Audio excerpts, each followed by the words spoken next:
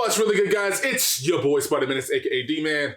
Your man, I'm sitting here with my sister, my day one, the one who holds it down for me, my co-host, Daria. Say what's up, Daria. What's up, Daria? We got ourselves a Smash pay-per-view predictions preview. The first one that we're doing for AEW Revolution, happening basically on Lethal Leap Year, February 29th.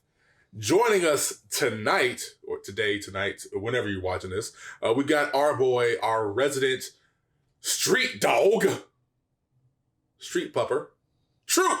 Say what's up, Troop. What's up, guys? How's it going? It's going all right, man. How you feeling? I'm doing great. I'm ready to watch some great wrestling. Better than the wrestling that we watched earlier today. That's for damn sure. All right, before we get started, as a reminder, if you guys would like to see this channel continue to grow and thrive, I knew I was going to get that. Make sure to subscribe down below, hit that bell icon, drop a like on any of the content that we provide that you actually enjoy, and comment down below because we do like to hear from you, HEELKAIJU faithful. Now, if this is your first time ever watching or listening in on the Smash pay-per-view predictions, this is what we do. We give you a brief rundown of the match card. We give you a little bit of what's happening on the storyline that's happening for these matches, what's leading up to this pay-per-view, and then we give you our predictions, our outlook on how the story is going to progress, maybe even some bold predictions that we might throw at you here and there. So let's get it started. We got ourselves, again, AEW Revolution, the first pay-per-view for AEW in the year 2020, year of our Lord 2020.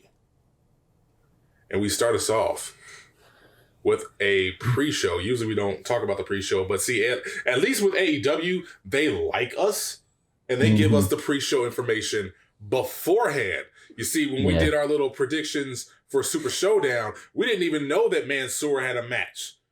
Yeah.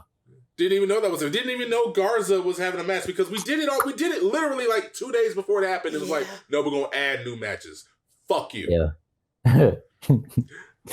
But anyway, we got ourselves SoCal Uncensored SCU with Christopher Daniels facing up against the Dark Order without a what do they call them? The Exalted One. There is no Exalted One with this, or is there? We don't know. This might be a thing that shows up, and there goes our little boy coughing over there with a little coughing fit. He's over there coughing, cough.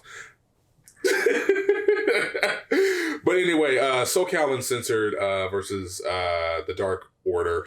Dark Order has been really, I guess you would say that they've been running roughshod a little bit, making sure to make short work of many people in the mid-card at the time. What you doing? You okay? Yeah, I'm noticing because you're moving. Jesus. Fidgety. Anyway, Dark Order running roughshod over basically everybody in the mid-card, and they have set their sights on one Christopher Daniels, trying to get them to join. They're really trying to get anybody to join the Dark Order, but they really set their sights on Christopher Daniels. Lately, he's been basically just rebuffing their advances, but who knows what's going to happen with this particular story. But again, this is just a pre-show match. Maybe there's something big that happens on the pre-show. Maybe they're going to save that for a little bit later on in AEW Dynamite in the future. But for right now, Troop, for your first ever pick on Smash pay-per-view predictions, who you got? Well, SoCal Uncensored's kind of been having they were champs a couple of weeks ago and a month ago. Yeah. They feel like they're kind of been like rotating in and out of kind of rivalries and such, but they've kind of had like a continuation rivalry with the Dark Order for these past couple months, and the Dark Order have yet to kind of like get a big win. And they keep pushing this Exalted One sort of movement. And I feel like to really kind of like put that in motion, something kind of like screwery is probably going to happen. Yeah. It might not be the Exalted One that shows up, but it kind of might be like, oh, hey, look, he's coming or something like that. Or, there's some other dude and the Dark Order picks up a win. I'm going to say the Dark Order picks up a win because I feel like they kind of need it a little bit. SoCal doesn't really need the win. I mean, their credibility is still kind of up there. So if they lose, that's not that big of a deal. It kind of boosts the Dark Order if they win. It makes them a little bit more legit, if you would say. Yeah. So I feel like the Dark Order kind of picks this up. Maybe not in a clean finish, maybe like kind of a screwery type thing, but For my full pick, I would say the Dark Order wins. All right, so you got a screwy finish happening possibly with this match. Daria, who you got? I'm gonna agree because the Dark Order is over here trying to recruit people. It would be really dumb for you to lose, and you're trying to recruit people. Yeah, yeah. There's absolutely no reason for them to lose. Here's the thing: if they lose and the fans no longer get behind them, AEW has proven that any storylines that the fans don't really get behind and they try to put too much time into, they're just going to cut it out. So, at the risk of that potentially happening to the Dark Order, they need to get this win, and it needs to happen. It needs to happen in a fashion that allows everybody to take a look at them and go, okay, you know what? These guys, as you said, are legit, and there's somebody that I need to look out for, and not just because they might interrupt a match or two. They actually can go. Yes. So I feel like that's what you're going to get out of them too. They're going to give you a great match. Yeah. So I'm definitely with that for our little pre-show match. But on the main card, again, card is subject to change, just like it was with Super Showdown. So this may not be the order, likely won't be the order, but who knows how it will go. But first up on our main card, we have Pac, that bastard Pac, versus Orange Cassidy. Yeah, that's his name. That bastard Pac versus freshly squeezed Orange Cassidy. There's really not the biggest story behind this. This is really just Orange Cassidy got in Pac's face after he lost in that Iron Man match to Kenny Omega, and they just threw it on the card. That's good enough for me. Because I want to see what Orange Cassidy can do in his first actual match, definitely first singles match in AEW, and Pac, who is trying to get off the schneid right about now. So, Trooper, go ahead and tell me who you got between that bastard Pac and freshly squeezed Orange Cassidy. See, I kind of like this match, to be honest with you, because this one's intriguing to me because Orange Cassidy obviously hasn't wrestled in the AEW, but I've seen him wrestle at Evolve before, so I know what he's capable of, but no one in the general public, for AEW, doesn't really know. So this is actually going to be kind of like no one expects Orange Cassidy to win this. Everybody expects Pac to win this. But if Orange Cassidy goes into that and tries, quote unquote, it's going to make him look like a big deal. I think he's going to lose, and Pac is going to get a huge heel heat if he beats him down. But I feel like the match is going to be really well, or something's going to happen. But I really like this match in general because no one expects anything out of Orange Cassidy. So when he goes in there and starts tearing up that ring, they're going to be like, oh my God, this guy is really good. But then right when you think, Orange Cassidy is going to win, Pac just stops it and does something, terrible, dastardly and picks up a win. And that's what Pac is doing. He's going to get heel heat. That's what he's going to do. He just had a little bit of heel heat from losing to Kenny Omega. And now he's going to boost that up by beating somebody up who's already over with the AEW fan base, right? So I feel this match is actually really cool for being kind of thrown in there a little bit late-ish. It develops Orange Cassidy, and it gets Pac, whatever you want to call him these days. It gets Pac the heel heat that he needs, and he's just increase him to make him a better heel than he already was. So I think Pac is going to win this, but it would be a hell of an upset that nobody expects if Orange Cassidy wins this. This is why I like this match, because we all expect Pac to win, but the biggest upset is what if Orange Cassidy wins? Then no one expects that because they don't expect him to wrestle. But at the end of the day, I'm going to go Pac. All right, you got Pac on this one. Daria, who you got? I'm going to go against the grain. I agree with what Trooper said, but I'm going to go against the grain. All right. I just feel like, God dog it, Orange Cassidy. He's just so cool, so chill, so laid back. So it's just hard. It's just hard to see that. All right, so you got Orange Cassidy. I'm going to go with Orange Cassidy. You've got Pac, Drew. Yep. I guess I'm going to be the tiebreaker on this. I'm going to go with Pac for basically the same reason. Okay, that's fair. I think, either Orange Cassidy is going to tear the ring up. Yep. Or something else is going to happen that's going to surprise us. But we're going to be pleasantly surprised with this match regardless. That's what this Pac match is perfect. Yeah. Pac is perfect in this position. He's going to get awesome heat for this. That's what I love about it. Definitely. So Pac, Orange Cassidy. Next up, we got the AEW women's championship match. We got Nyla Rhodes, the champion, versus Kris Statlander, our resident alien. The Beast versus the Resident Alien. The Beast versus the Resident Alien. Nyla Rose, who is everything that Nia Jax should have been. Oh my in God, WWE. yes. Nyla Rose is just absolutely phenomenal. She's incredibly athletic. She's got some really strange charisma, because it's not the same charisma like Chris Jericho has charisma. Yeah. Like she has this in-ring presence that just lets you know. There you go. It's that intensity that she shows that is convincing versus like somebody trying to be like ruthless aggression. Yeah. And that's not a difficult scene. I'm just saying, like it was right there in the forefront. But we got Nyla Rose, who won it off of Rio. And since then has basically just said, dominated, you know what, everybody, this is my championship. And this is what the women's division actually needed with this. Because instead of just having a bunch of women just go for a title, Nyla Rose actually is elevating the division in such a way that it makes everybody want this title. Yeah. And you can see it. You had Swole come out there. You had Statlander before. Yeah, they have it come it was out a 4-way, wasn't it? It was a fatal 4-way match that led to Statlander getting this shot. Right. So let's jump right into this. Not to belabor the point. I love that word, belabor. Belabor. Troop. Who you got for this? Nyla Rose versus Kris Statlander. This one's actually, I think this is one of the hardest ones for me to actually predict. Nyla Rose is just an absolute beast. She's really kind of like developed her character, and she's kind of like established herself as kind of like a rising force in the women's division, which was sorely kind of like needed, because it kind of like gives it importance. Be like, okay, well, this beast right now is going up there, and then she finally got the title. Now people are going to be like, oh, okay, so she's a legit force. So now she's going to start, beating up people, or she's going to start, kicking people's asses. Like she cut that promo where she said, I'm just going to break bitches, literally. And you believed it. You believed it when she said that, because she had the intensity. So that's what you sorely needed in the women's division. I think that was a perfect fit for her to be champion. I think her title run needs to be a little bit longer. Kris Statlander is a great wrestler. I think if she just gets a little bit more over and establish herself a little bit more, she will get a title victory. I just don't think she's going to get it here.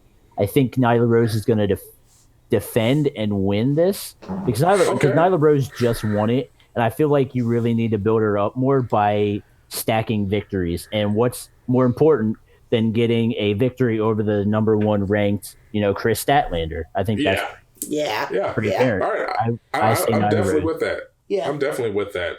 Who you got for you know mine, Nyla Rose. Oh yeah, you're gonna throw nothing in. You ain't gonna give me nothing. She is whooping ass and taking names. You don't really need to have any more explanation than that. All right, fine. No explanation on that one. I'm gonna hop in for Nyla Rose. This has to be a dominant win though. So I need Kris Statlander to get her ass kicked. Not just a win. She doesn't need to sneak out of this with a win. She needs to just dominate Statlander. Statlander has not been on my radar up until I started watching AEW. I didn't. She was actually in a match at South Haven when we went to go see it. And the Alien. Yeah. Remember her? Oh yeah. So like, I fell in love with her when we watched her live. I've been in love with her ever since.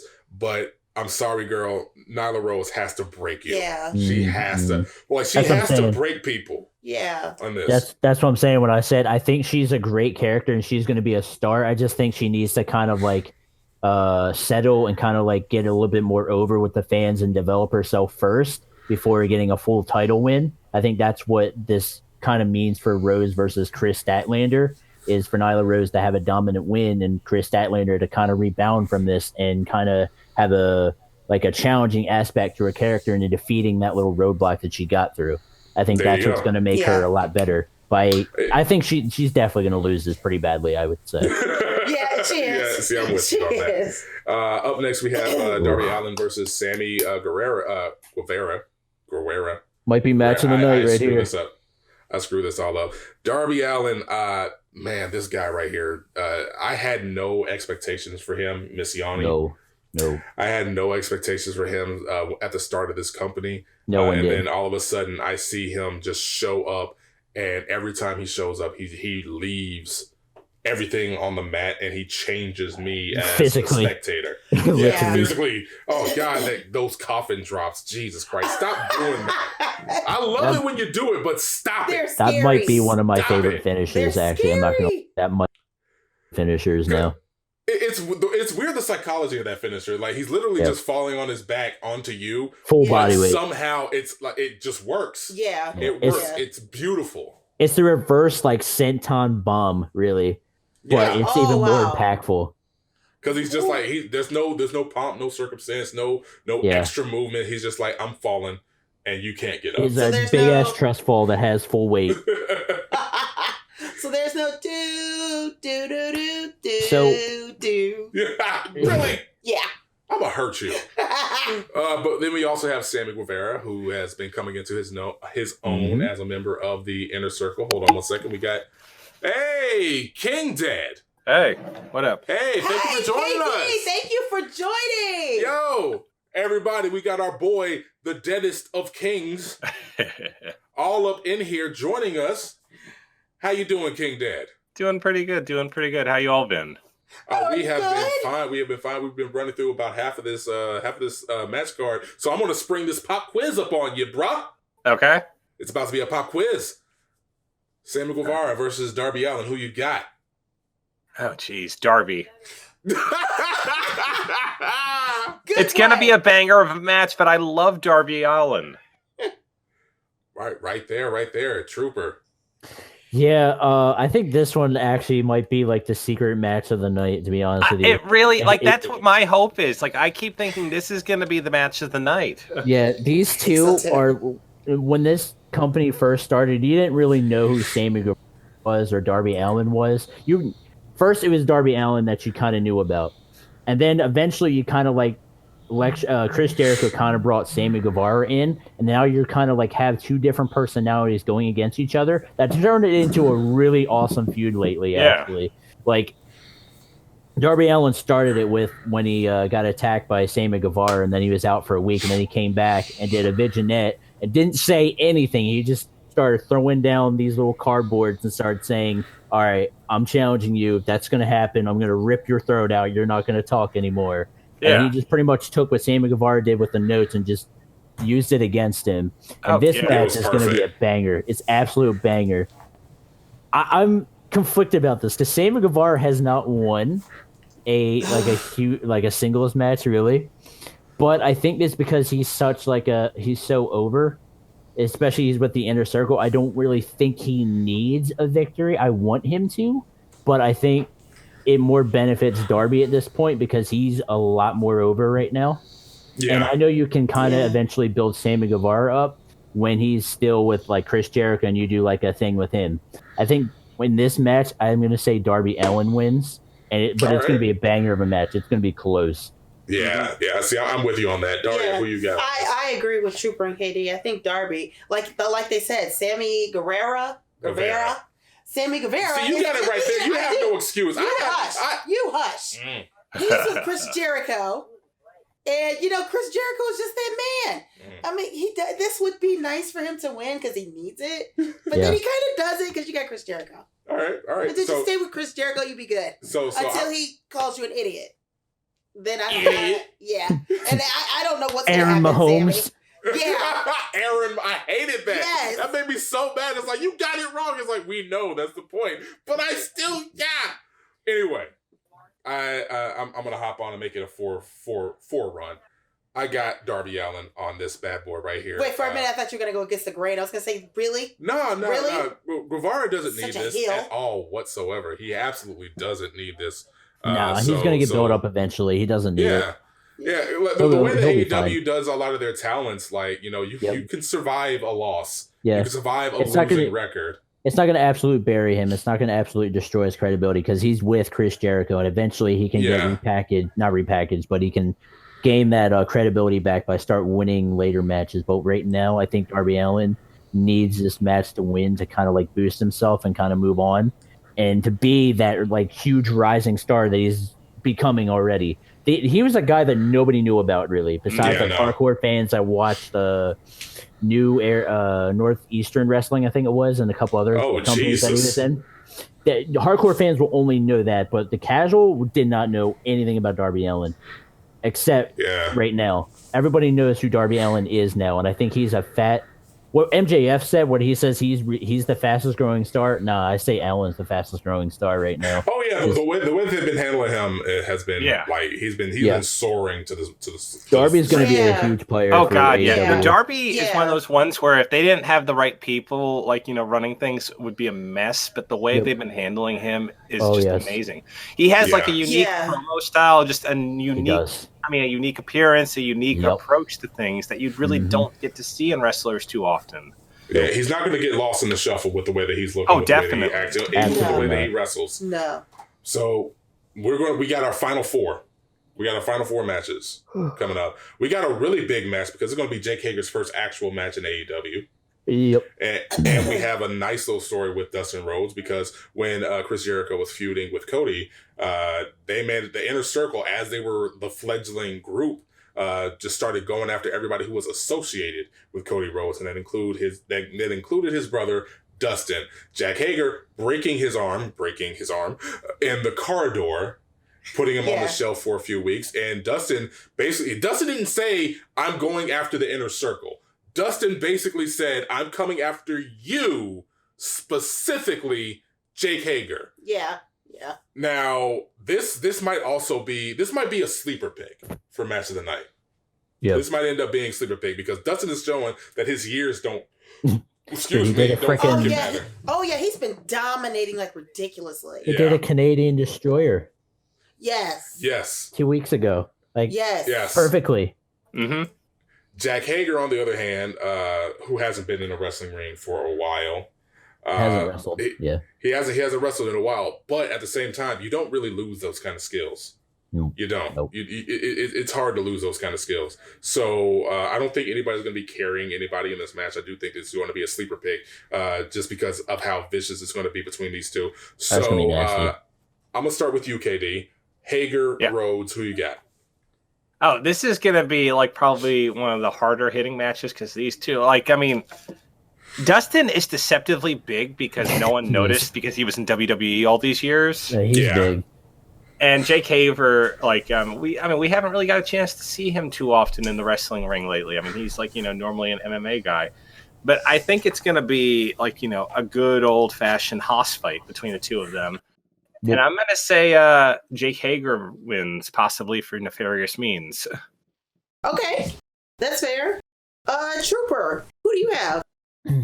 I think I'm going to side with KD on this one. This one's definitely going to be a stiff and hard hitting one. I think this is a match to kind of get Hager familiarized with the wrestling world to kind of be okay, well, he's not Swagger anymore. He's Jack Hager. Oh, for sure.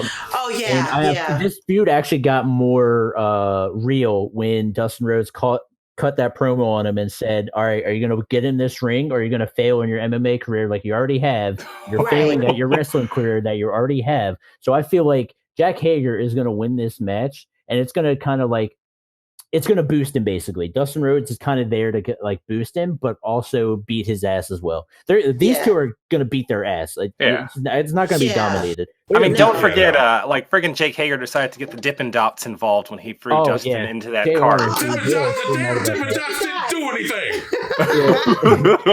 anything. Dude. So at the end of the day, I think Hager wins this. It's just to kind of get his credibility back and to kind of establish him. Okay, well, this guy won. Let's see where he goes. Yeah. And kind of be all right, well, we know he can wrestle. He just beat Dustin. Let's see what happens. And then also while you get kind of a positive thing with Dustin Rhodes, it's all right, well, hey, we didn't know he's going to last that long, but he beat Jack Hager's ass as well. But then he kind of beat Dustin Rhodes' ass too. Yeah. There you go. Jack Hager versus Dustin Rhodes and calling against Jake. each other. Yeah, I you know what? As much as because I love Dustin Rhodes, Gold Dust in WWE, but Dustin Rhodes, I don't really think he needs a win. I like the way that you said it. I like Gold Dustin Rhodes, formerly known as Gold Dust. Yes. Yeah, let's do a callback. He was named Gold Dust back in WWE. There you go. So I agree, Jake. I think Jake needs this. Dustin doesn't necessarily need it. No. All right. So far has it been all three, Jake? Yep. Yeah, all three Jake. It's going to be all four Jake. Jake definitely needs this way more than... I mean, Jake definitely needs it way more than Dustin does. So there's no reason for me to go against the grain on this particular one. Yep. Jake hasn't been in the business... He's been out of the business. Sorry. Yes. I was going to get that right one day. He's been out of the business for a little bit. Yes. So he definitely needs to show that he still has it, and he's going to be the one that probably just gets the "you still got it" chance more than anything. Probably. I definitely need to see it because I actually liked Jack's swagger in WWE. Sorry, go ahead. Say your No. Go ahead. I got Jake. So on this. Go ahead. I've actually read, and I've like I said, only like really hardcore fans will know if you kind of like keep tabs with Hager. Hager's actually been kind of like practicing. Like more and more now, he's kind of been trying like new techniques and wrestling moves. So I feel like he's going to shock some people. Like now he's not going to be, the greatest wrestler like Kenny Omega or freaking, Osprey or something like that. But he might be a Vance Archer. Listen. I can already guarantee you he is better than Swagger. His Swagger self. All right. Yeah. I'm definitely with that. Yeah. Up next, we got ourselves a tag team match in house. Go for it. When did Nia Jax get it? This is all men.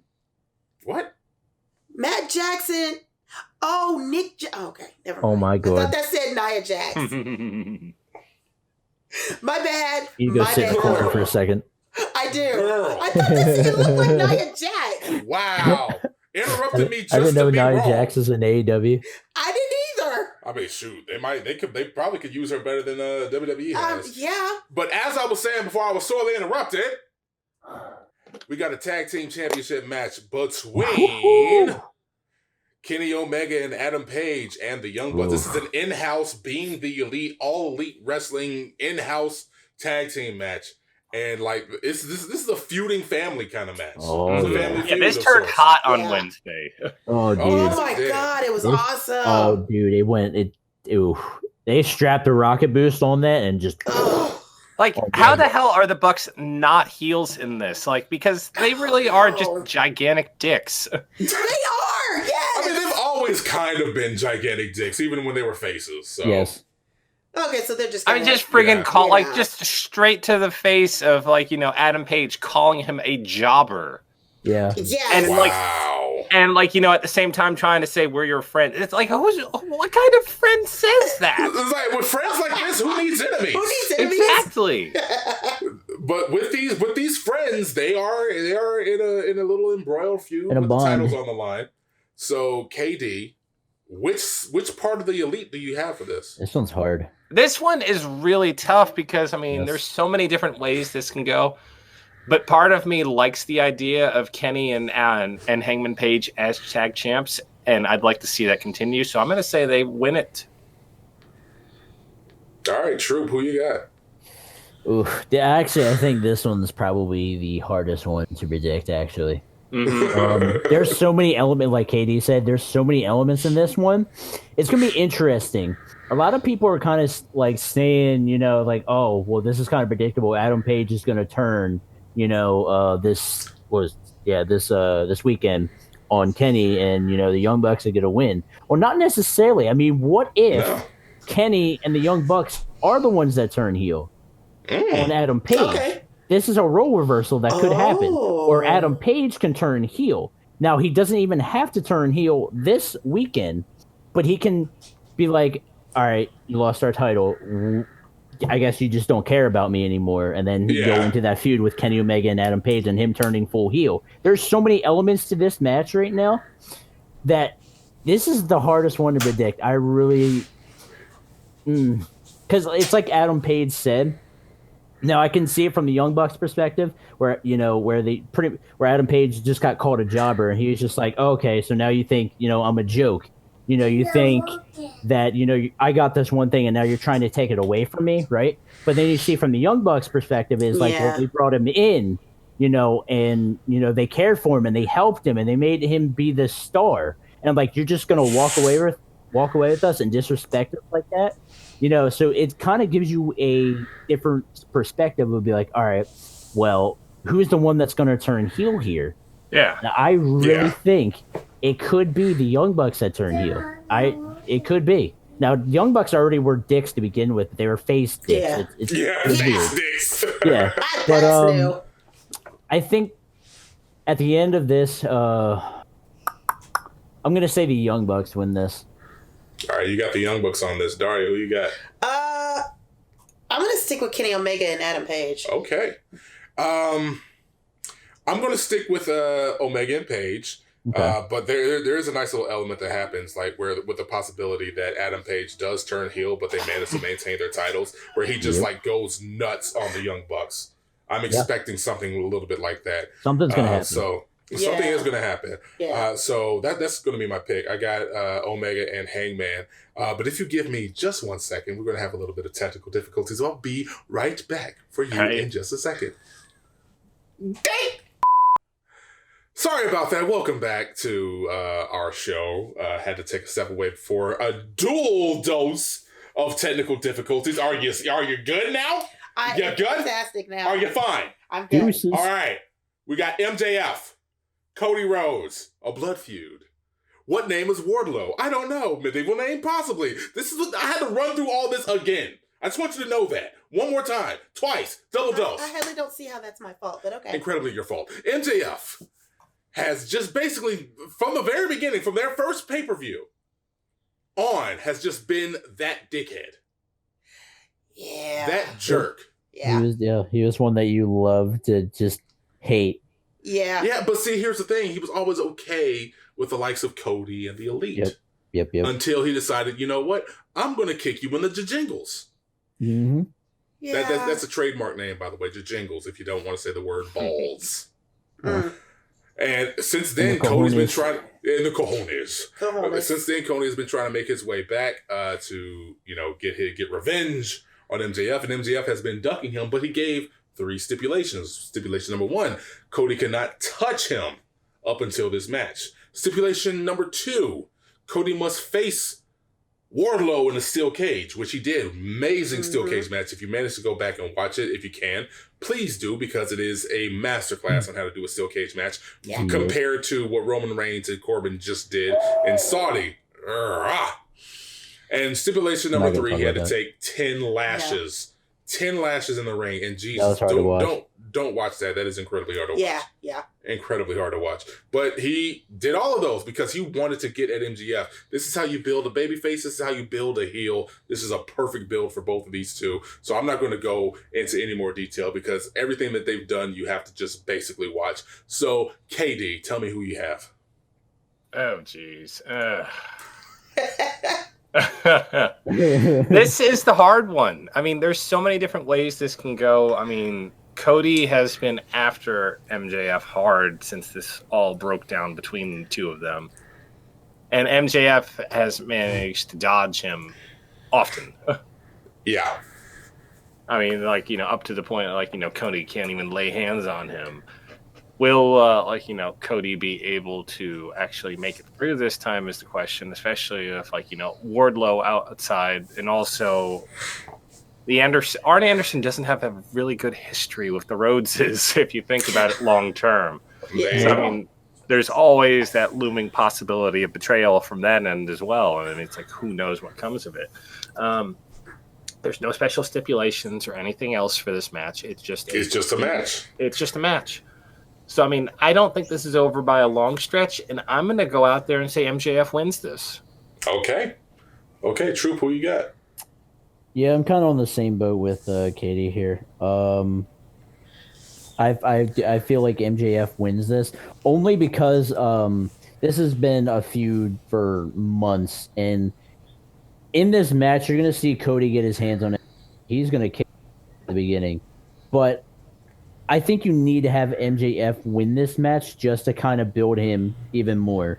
You just need him as a heel. And what better way to beat pretty much the god of, where people adore Cody so much is MJF to beat Cody to become that number 1 heel that he pretty much already is. But he literally could be number 1 heel if he beats Cody and then just shit talks the entire time. This is where I feel like MJF needs to win just to kind of establish him, just to get, a little bit more legitimacy to him. Because I feel like if he loses this, then you just where does it go? Yeah, exactly. You just kind of built this one to be like, oh, well, Cody finally got his revenge on him. Now Cody's gonna, like I said when I said before, Cody is gonna get his hands on MJF and he's gonna kick his ass. Fans are gonna pop for that, and that's gonna be the big moment. But eventually, there's gonna be something that happens, and MJF I think is gonna win this at the end. MJF versus Cody, MJF wins. All right, cool. Daria, who you got? Yeah, Cody is gonna beat the absolute living shit out of MJF.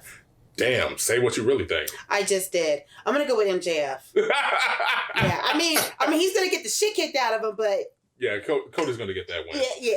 All right, Cody's gonna take off that weight belt and beat the shit out of MJF. Oh, yeah. He's gonna get those 10 lashes back. Yeah. He's gonna get that moonsault off the top cage back. He's gonna get all of the bad stuff that MJF has ever said about him, about his wife, about his family. He's gonna get all of that back just to lose to MJF. And everybody's going to hate it because the very next Wednesday, MJF is going to stand in the middle of that ring with Wardlow behind him with a microphone in his hand, and he's going to brag about it. And that's going to make you hate him even more because you know in the back of your mind, like in the forefront of your mind, you're like, okay, logically, yeah, MJF should win. But in the back of your mind, you're still, in the part of your mind that you still believe in the goodness of mankind and the goodness of this earth. Yes, you will, in the back of your mind, you're like, bad people get bad things happen to them. Yeah. In the back of your mind, you're saying that you're going to hate MJF for that. That's not how wrestling works. Exactly.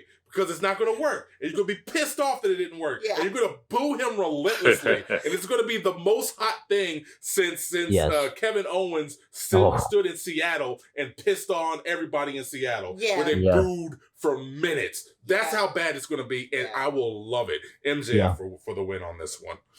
We got our final match. Our final match of the night. We got Chris Jericho and the what do they call it? The Painmaker Posse. Yeah, Painmaker Posse. The Painmaker Posse. Yep. I love that name. I don't know why, but I love that name. We got Chris Jericho as the champion, the first champion, the champion of the bubbly. Get a little bit of the bubbly when you have this match because we got Jon Moxley showing up with an eye patch, minus an eye. I think that eye patch is loaded because how the frick did he break his nose with just a headbutt on this past Wednesday? I have no idea. Oh, side note. We saw Jon Moxley and Chris Jericho. Matter of fact, Jon Moxley took Chris Jericho's $750,000 car. So if you watch that episode, you can see me and Adi in the background with the keys like, yeah. Oh, yeah, he walked by you guys. I remember that. Yeah. Uh-huh. Yeah, that was fun. Thank you for that little shout out. You're very welcome. You did that. Yeah, that was awesome. There's really not a lot more to say about this because if you've been missing AEW, you've been missing a big thing because Chris Jericho tried to get Moxley into the inner circle. He hemmed and hawed and finally said no on that South Haven episode where he rode that car down Bill Street in Memphis. And basically ever since then, it's just been a fight between these two and the inner circle. So let's just jump right into this because this is our last match. Let's just figure out who's going to go. KD, Kingadus Dedicus. Yes. The Dedicus of all Kingadus. Yeah. Our final pick of the night for the first ever AEW Smash Pay-Per-View prediction special. I don't look at me like that. I know I fucked it up. Mm-hmm. Who you got, KD? Jeez. Okay, so we got Jon Moxley, the former Dean Ambrose, been around the world fighting, nonstop since he's gone from WWE. Exactly. Chris Jericho, youngest ever AEW champion. A legend of his own time. This is gonna be this could be a match of the year possibly. I mean, for all we know. Mm-hmm. This is one of the hardest calls ever. I mean, Jericho has held on to that title with a vice-like grip since he's gotten it. Can Moxley do it? Can he beat him? I mean, he has the inner circle. He has who knows what else going on. But I think Jon Moxley overcomes it and becomes the second to ever AEW champion. All right. Troop, who you got? Yeah, this one is pretty tough as well. But I think out of all the outcomes, I think it's easier to say Moxley is going to come out of this. My man has really just 100% like wrestled through like the majority of this year. Like he has wrestled all over the to just New Japan constantly in new different companies just to better himself, just to learn new techniques and just to kind of get back into the prime that he was. And these two are going to have an absolute classic. You're not going to see many flips. That's not what they're going to do, but they're going to do a whole bunch of interesting kind of like punishments to each other. They're going to stiff each other really hard. They're going to throw some nasty clotheslines to each other. But they're also going to have some unique like spots. They're going to have like a couple submissions that might be illegal or legal depending what happens. There could be a different a situation that happens and somebody takes advantage of it, and then there could be like a story progression or a development that like somebody overcomes and then changes that. Like Moxley, maybe eventually he just kind of takes off his eye patch and he just has a freaking, you know, perfectly branded new eye and he just headbutts Chris Jericho once again, you know.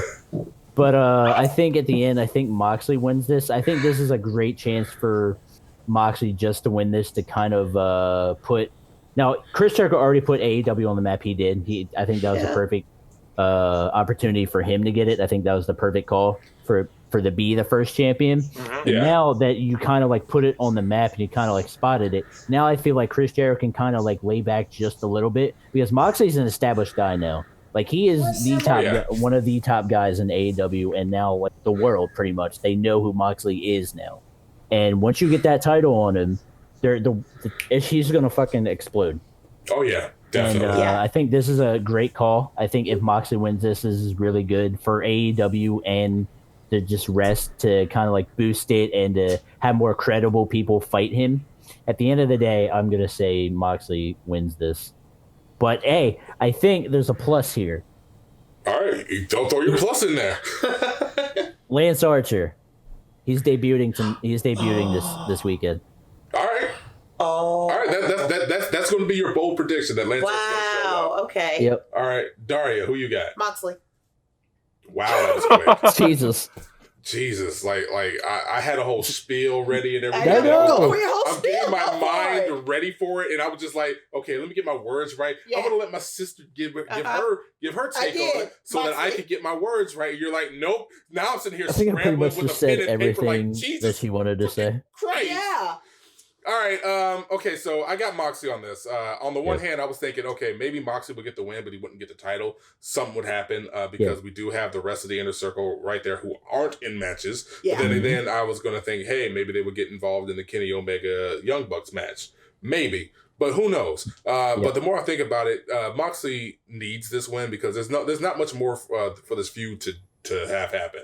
There's not much more for them to do against each other. But what I do really like about this match and about AEW in general, take a look at all these matches on the match card. Every single one of them is just a regular ass match. Mm-hmm. Everything here could have been something with a gimmick, something like with extra stipulations. Who knows? Easily. Okay. Because there's some blood feuds here. There's some like really ravenous shit happening between these two between teams, between wrestlers in this on this card.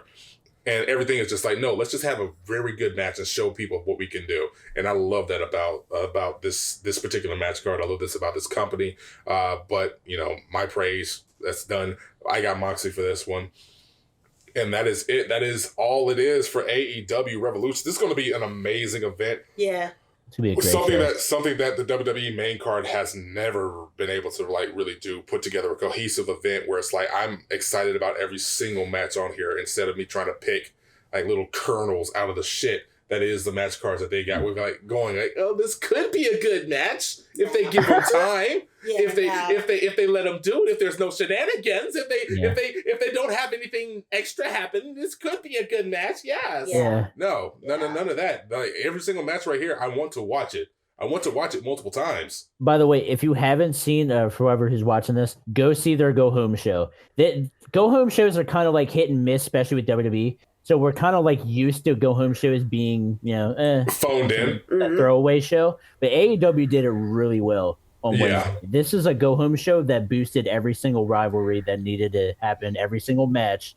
That especially the last segment literally just closed out pretty much just kind of boosted 3 rivalries at the end there. That's what a Go Home show is. It made you be like, all right, I'm ready for this pay-per-view because as soon as I saw that, I'm like, all right, I'm ready for this pay-per-view this weekend. Let's get it. It's going to be a great show. Dude, I'm ready. I'm ready. You ready, KD? Yeah, I am ready. You ready, Daria? I'm ready. All right, I'm ready to get this over with. So let me talk us out. Yep, go for it. Let me talk us out. As always, you can watch our podcast on iTunes, link in the description below, or at the website at HEELKAIJU.com. There you can find our shows, articles, and our merchandise to help keep the site up and running and to keep us providing you with quality content. You can also join the Kaiju Wrecking Crew by following us on our Twitter account at HEELKAIJU, where we'll provide you with any updates, developments, and insights. Thank you again for listening. Thank you again for watching. Thank you again, Trooper, for coming. Absolutely. Thank you again, KD, our resident hero. Thank you, love guys. you, boy. It was so much fun. Glad to be It here. was fun. It was really, really fun. But also remember to keep smashing.